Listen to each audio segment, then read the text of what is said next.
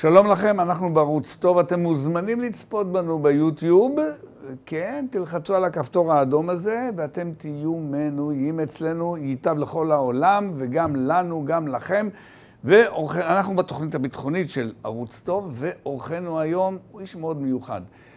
הוא גם אלוף בצה"ל, אני אומר גם, קודם כל הוא אלוף בצה"ל, חוץ מזה הוא גם עוסק באסטרטגיה ובחשיבה מדינית. הוא עוסק גם כן בעיון, בספרים, ספרות, מחקרים יהודיים, ובקיצור, גם ספרה וגם סייפה. אני יכול עוד מחמאות, אבל בשלב זה מספיק. האלוף יעקב עמידרור, שלום לך. שלום וברכה. סוגי המחמאות האלה מזכירים לי שיחות כשהם מביאים את הנפטר להבדיל בית הקברות, ופעם אמר לי מישהו, יש הבדל אחד גדול, כשהנפטר עוד חי, אז יש בן אדם אחד שמאמין. וזה זה ששומע. אז אני רוצה לגלות לך סוד, ואני מבקש תמיד לסוד הזה, אף אחד לא שומע אותנו. בשיחה הזו יש שניים שמאמינים למה שאמרתי אתה, וגם אני. איך זה? יאללה, בוא נצא לדרכנו. טוב, יעקב, אני רוצה להתחיל איתך בנושא שגם ראיתי אתמול בתקשורת, בערב התפרסם, שגם היה כנס על הנושא הזה, בו המודיעין הישראלי מציג את התחזית של השינויים הגדולים בעולם, ואנחנו ישראל מול השינויים הללו, אם כן מצבה האסטרטגי של מדינת ישראל לנוכח השינויים. יעקב עמידרור, בבקשה. טוב, אתמול זה לא היה המודיעין מציג, זה משרד המודיעין, אבל בעיקרון זה באמת ניסיון ככה להקיף גם היקף גדול וגם לטווחים קצת יותר ארוכים, מאשר העיסוק היומיומי בתמונת המצב העולמית ושל מיקומה של מדינת ישראל בתוך המערכת הזאת, וזה מאוד מעניין כי אנחנו נמצאים בתקופה של שינוי. העולם נראה שונה ממה שהוא נראה לפני 10 שנים, וכנראה שבעוד 10 שנים הוא ייראה שונה מאשר היום, ולא בהבדלים קטנים. ואפשר להסתכל על זה פעם אחת מלפנים החוצה, להסתכל על מדינת ישראל ולומר מה מצבה ולהרחיב, ואפשר להסתכל על זה ממבט החוצה פנימה, ולנסות להבין מה קורה בעולם, ואז לשאול את השאלה, אוקיי, אז איך אנחנו מול הדבר הזה? נכון. אני רוצה להתחיל היום מבחוץ. זה הרבה להסתכל מבפנים, אבל אני רוצה להתחיל רגע מבחוץ. יש היום 3 תופעות או 4 תופעות שהן כוללות, הן תופסות את כל העולם, הן משפיעות על כל העולם,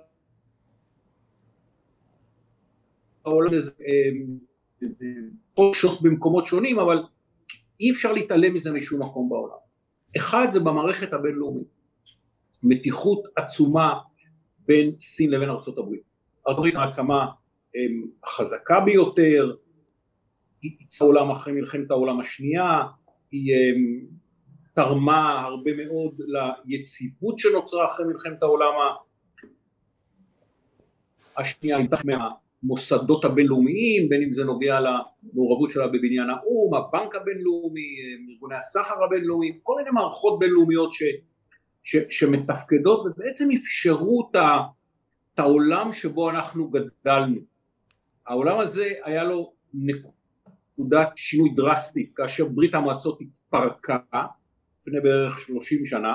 האמריקאים בנו עולם, ולתוכו עכשיו נכנסה המעצמה הסינית, שעוד נפוליאון אמר שכשהיא תתעורר כל העולם ינוע, כי זאת מדינה עם פוטנציאל בלתי רגיל, והסינים הגיעו למעמד שבו הם לא מוכנים לקבל יותר את מיקומם בעולם, כאשר יש קוטב אחד ששמו ארצות הברית, והם אומרים אנחנו רוצים להיות לפחות אלטרנטיבה, גם אם לא להיות הקוטב היחיד, או בשלב ראשון לא, אנחנו רוצים להיות אלטרנטיבה, וזה מעמיד את האמריקאים במבחן גדול מאוד. יש פה מעצמה שנמצאת, מעצמה שעולה, והמתיחות או על המיקום, איך כל אחת מהם תתייצב מול העולם, והעולם מתייצב מולה.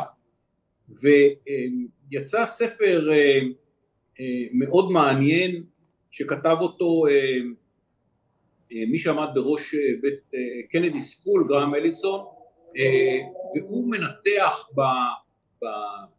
בספר הזה 16 מקרים של מעצמה קיימת ומעצמה עולה וחיכוך ביניהן, וב-12 מקרים מתוך ה-16 זה נגמר במלחמה. מלכודת טוקידידס, זה שם הספר באנגלית, טוקידידס טראפ,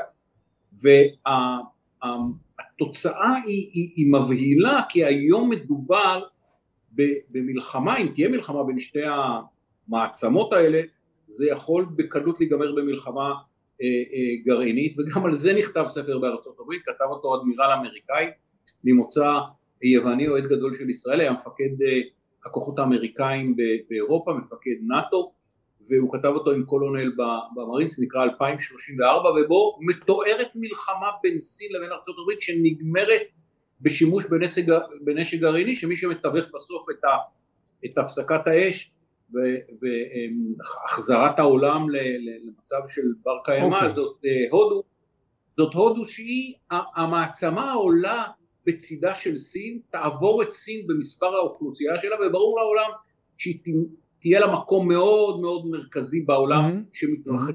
אבל המתיחות בין סין לבין ארצות הברית, זה הנתון שמשפיע הכי הרבה על המערכת הבינלאומית.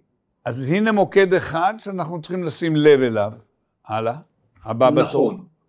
הבא בתור הוא המאבק שמנהלת ארצות הברית היום באוקראינה יחד עם אירופה, נגד ברית המועצות, נגד רוסיה, לא נגד ברית המועצות, אתה מבין, סליחה יעקב, אתה מבין שהטעות הפרוידיאנית הזו שלך היא מאוד מרתקת. זה המשפט שלי, שרוסיה מתנהגת כמו שהאירופאים והאמריקאים בזמן המלחמה הקרה, חזו שברית המועצות תתנהג, והם בנו את נאטו כדי למנוע אפשרות כזאת. והנה ברית המועצות התפרקה, נשארה רוסיה, והיא מתנהגת לפחות בעיניים של האירופאים ושל האמריקאים, כמו שברית המועצות, זאת שממנה חששו לפני שהיא התפרקה, בעיני הרוסים המצב בדיוק הפוך. המערב דוחף מזרחה, ברית המועצות התפרקה, ונאטו מתפשטת מזרחה, והם ניסו לשיטתם לעצור את ההתפשטות של נאטו גם לאוקראינה, כי זה כבר מקרב את נאטו ללב עם הרוסיה, ואת זה הרוסים לטענתם לא יכלו לאפשר, ובעצם הם פתחו במלחמה שהיא כאילו לא שייכת לתקופה המודרנית, היא מלחמה שמתאימה לתקופה שברית המועצות הייתה ברית המועצות, כנגדה היום המערב בהובלת ארצות הברית והאירופאים, אבל רוב הכסף הוא אמריקאי, רוב התמיכה היא אמריקאית במובנים של נשק וסיוע צבאי. אם תיקחו את כל העזרה של כל המדינות האחרות בעולם ביחד, זה לא מגיע לתמיכה האמריקאית. אז הנה כי כן, יש לנו מוקד נוסף. אבל זה חשוב פה לומר, פה מדובר על ניסיון להראות שבכוח לא ניתן לפעול בעולם המודרני הזה שבו אנחנו חיים, והרוסים אומרים, אם אין ברירה, אנחנו פועלים בכוח ואנחנו גם נפעל בכוח, והשאלה הגדולה, איך זה משפיע על סין? כי איך סין קוראת את המצב? כי הרי סין טוענת לזה שטיואן היא חלק מסין. האם זה מלמד אותה שלא כדאי לפתוח במלחמה, כי אתה יודע איך אתה פותח, אתה לא יודע איך אתה מסיים? או ההפך. אם רוסיה יכולה לעשות את זה על אוקראינה, ובאמת בסוף המערב לא נלחם באוקראינה, אם אנחנו יכולים לעשות את אותו דבר על טיואן, אנחנו צריכים להיות יותר טובים מהרוסים, להצליח בכך, אבל איך קוראים את זה הסינים? אבל תוך כדי הדבר הזה נוצר דבר חדש.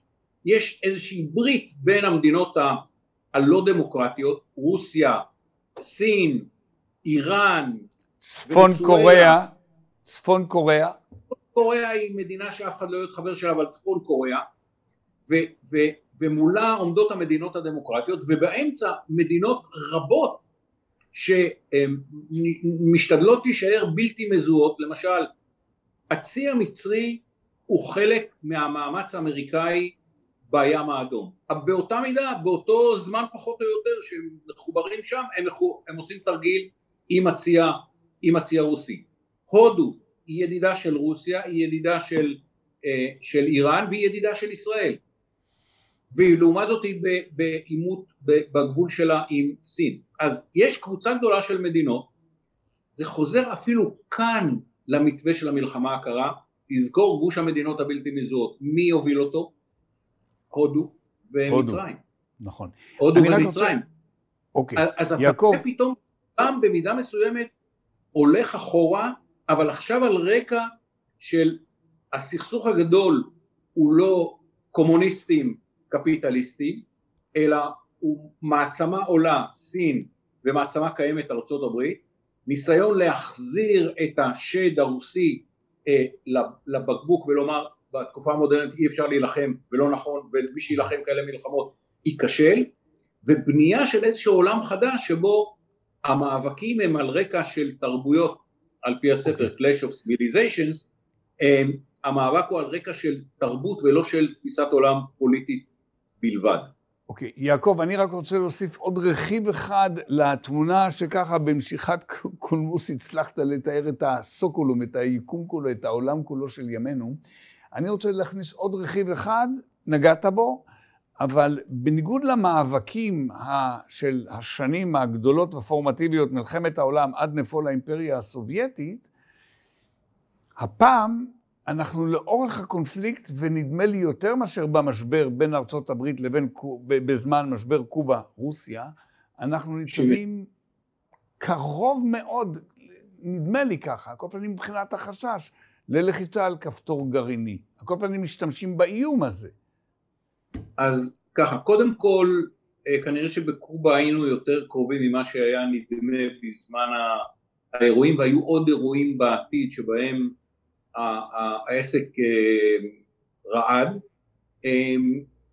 אני לא יודע להגיד, כי אני לא מתיימר להבין איך המוח של פוטין עובד. פוטין, אבל אנחנו שומעים אותו לפחות. כן, אבל הוא יותר אומר, תיזהרו לא לדחוף אותנו לפינה, כדי שלא יהיה לנו את הצורך לחשוב במונחים האלה יותר מאשר הוא מאיים. אבל אני רוצה להוסיף עוד שני דברים שמשפיעים על העולם. יעקב, אנא בקצרה, כי אני רוצה להתקדם לנושא הישראלי. כן. אבל הם חשובים, הם לא פוליטיקה. אחד, כתוצאה מכל מה שאמרתי, התפרק הבסיס שעליו ישבה הגלובליזציה, שהייתה הבסיס של הכלכלה הבינלאומית והלאומית של הרבה מאוד מדינות. רשתות האספקה נשברו, האמון של מדינות בכך שהן יכולות לייצר בחוץ ולייבא פנימה, ובמקום just in case, the worst case, הבסיס לכלכלה הוא לא אני עושה את המינימום, ואם אני אצטרך אז אני אתקשר לבנגלדש שייצרו ואני אעביר לסין שיארזו ואחרי זה אני אעבירו את זה. לא, היום כל אחד רוצה לדאוג שיהיה לו בפנים אצלו את כל מה או את רוב מה שצריך, ואמריקה עושה בעניינים האלה מאמצים אדירים.